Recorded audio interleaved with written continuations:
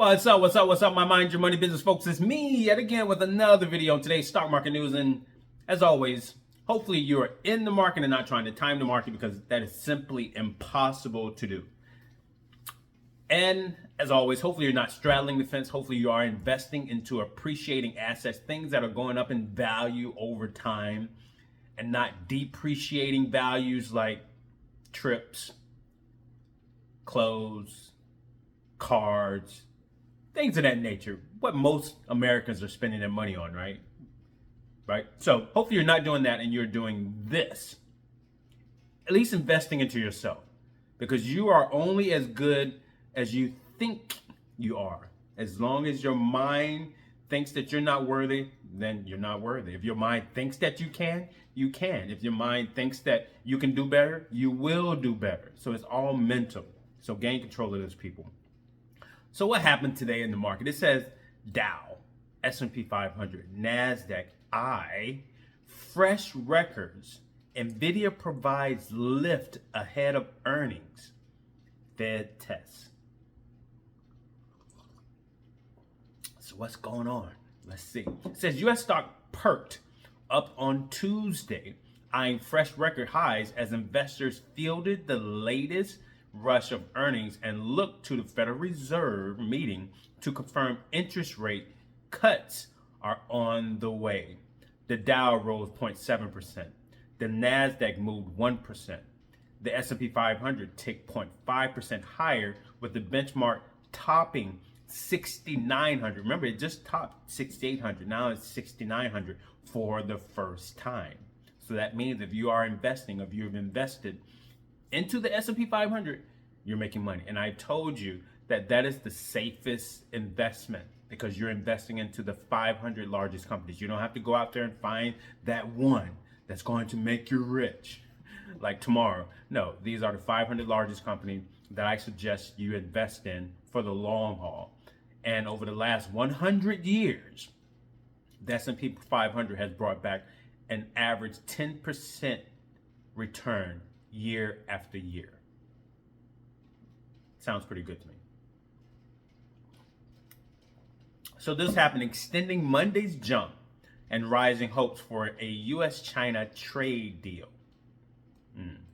So NVIDIA provided a lift to the market as CEO Jensen Huang gave keynote address at its GTC event. Shares rose to an intraday all-time high, up over 5%, as Wang said the AI industry has turned a corner while announcing new partnership. Big tech eye-popping run faces a key test starting Wednesday, when Magnificent Seven mega-cap companies including Alphabet, Apple, Meta, Amazon, and Microsoft report earnings this quarter.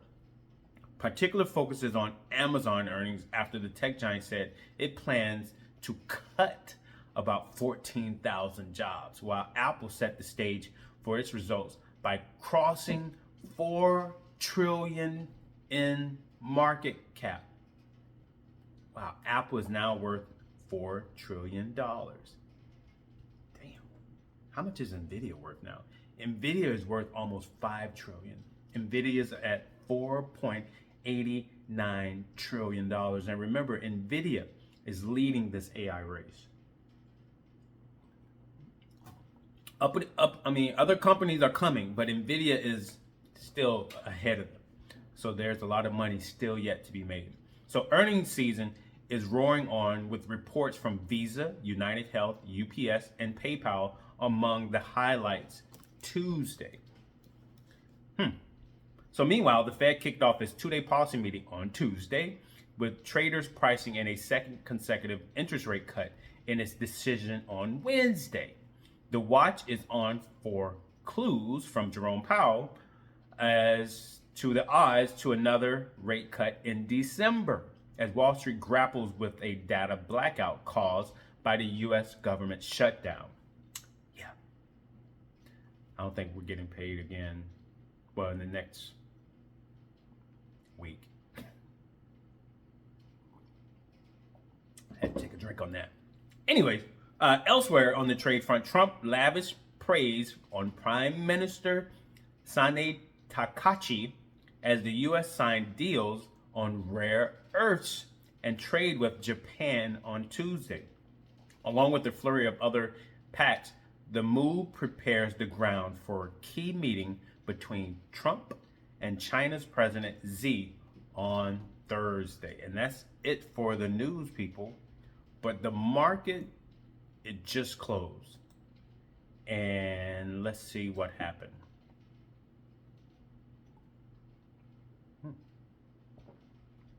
Wow. NVIDIA gained $9.54 today.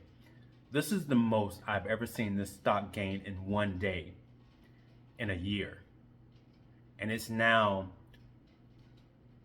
$201.03. If you remember, just in April of this year, the stock had gotten down to $89 or $92. That was the lowest it had gotten down to. We pretty much had a mini recession in April. Wow.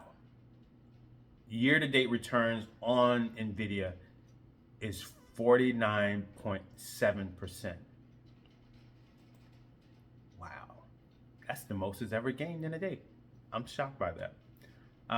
FTEC, Information Technology ETF, gained $2.19 today, closing out at $236.98. SPLG gained 21 cents today, closing out at $80.82. Palantir gained 42 cents today, closing out at $189.60. Broadcom gained $10.92 today, closing out at $372.97.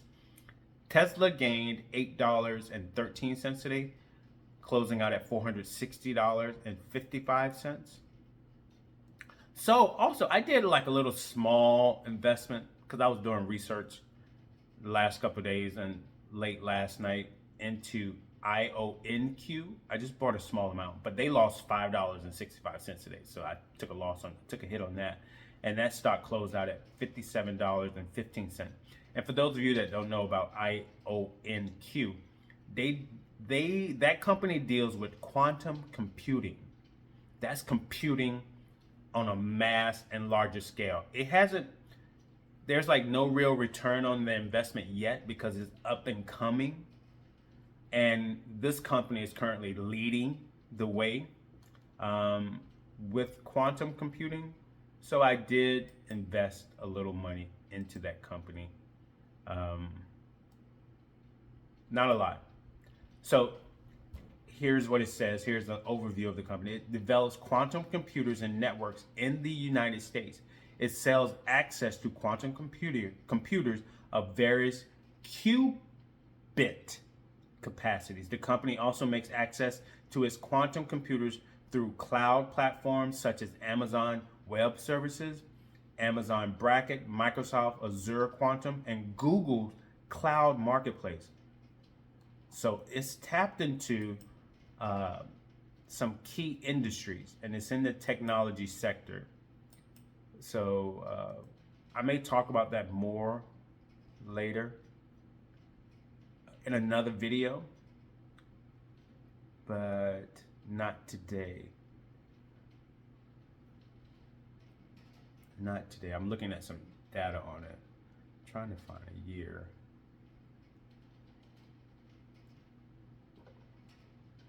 Nope. Those are just reports. All right, so yeah. So I did that, and also I invested into... Well, I'm not going to talk about that because those are just small investments. Those aren't something that I'm trying to tell you guys or tell people to invest in. So I'm just going to leave that alone. But the main ones I already spoke about: NVIDIA, FTEC, SPLG, Palantir, Broadcom, Tesla. So yeah, those companies are doing well. Or who took a loss today? None of them, I don't think. NVIDIA gained FTEC gained, SPLG gained, Palantir gained, Broadcom gained, Tesla gained. So they all did really well today. All right, so I'm going to end this video because I actually have to get to work early because I have like a meeting. So yeah, that's it, people. But you need to start investing, people. You need to start investing. Remember, you know, there are a lot of people that are complaining about how prices are going up on goods and services, right? There are people that are making good salaries in the United States, but they're living paycheck to paycheck because they need to start living below their means. This isn't taught in school, nor is investing taught in school. It should be, but America is a business. It's always selling you something. It's selling you a credit card. It's selling you food. A lot of things that may not be good for you. You know, everything is good in increments, not so much at one time, but we tend to consume a lot, right? And then we're in this culture where everything's speeding up and now everyone wants to get rich quick. That's not going to work. These stocks that I'm talking about, I'm investing for the long haul, for the long term. These are not short-term investments where I'm thinking I'm going to get rich like next month. No, over time. That's how the rich gets richer, over time. Because over time you learn to respect things. You learn to see what you really don't need. That's why they always say there's old money and then there's new money. New money always, for the most part, shows off itself. You know, but old money, a lot of people with money that's had it for a very long time, you probably don't even know that they're multi-millionaires because they look plain, they wear regular clothes because that's just how they are and that's how they think. And that's how I'm now beginning to think. I don't need a lot, right? So yeah, you need to start investing into these assets. But before you can do that, you need to get out of debt. I keep saying that because a lot of Americans are in debt. Americans are over $18 trillion in debt. America as a country is in $38 trillion in debt. But still, there are people out there making money, while a majority of the people are digging themselves into more and more debt. So who's going to be more secure in the future? Those that are investing. So start investing, but you need to get out of debt. And the only way that you can get out of debt is by creating a plan. And that plan is called a budget. So you can start telling your money where to go. You can start paying off your debt, smallest to largest, call it the debt snowball effect, until you get rid of it. You can start investing then back into your 401ks, into your kids' college fund, putting 3 to 6 or 1 year emergency plan in place of funds, of money for emergencies, and then start investing. You can continue to rent, you know, your home, or you can buy a home. But if you choose to buy a home, save up 20%, finance that home for 20 years, and pay it off. But just know, you know, you don't make money by owning your home. It's good that you own your home, but you're not making any money. The only way that you make money out of your home is if you're renting it out, if you're treating it like a business. So just remember that, because when you're living in your home, you're now responsible for the insurances, the real estate taxes, anything that goes wrong, plumbing, so on and so forth. I'm not trying to deter you from purchasing a home, but just know that you're now responsible for all that stuff. It's good to own a home. If you own your home outright, great. Don't get into any more debt and start using your money and your capital to invest, to have that money make you money in your paid off home, right? So, and then as you continue to invest and save and invest with no debt, paid off mortgage, you now can build up cash to buy more real estate with cash, not credit, with cash. And then you can rent that property out, or that duplex out, or that apartment building out, or that home out, and you make money off of those renters. But there's nothing wrong with being a renter either, especially if you're renting and you're debt free and you're investing and your money's making you money. There's nothing wrong with that either. You can rent and then buy a freaking piece of real estate and rent it out and make money. It's up to you. All right, so I'm going to end this video. So like, comment, subscribe, share this video. Let me know what you think. If you think anything at all, think, people. Think. Yeah. Oh, disclaimer: I'm not a financial advisor, nor am I pretending to be one. Any and all information on my channel is for informational and entertainment purposes only. So please consult with a financial advisor before you invest in any of your hard-earned money, people, because you're not going to blame me for any mistakes or anything.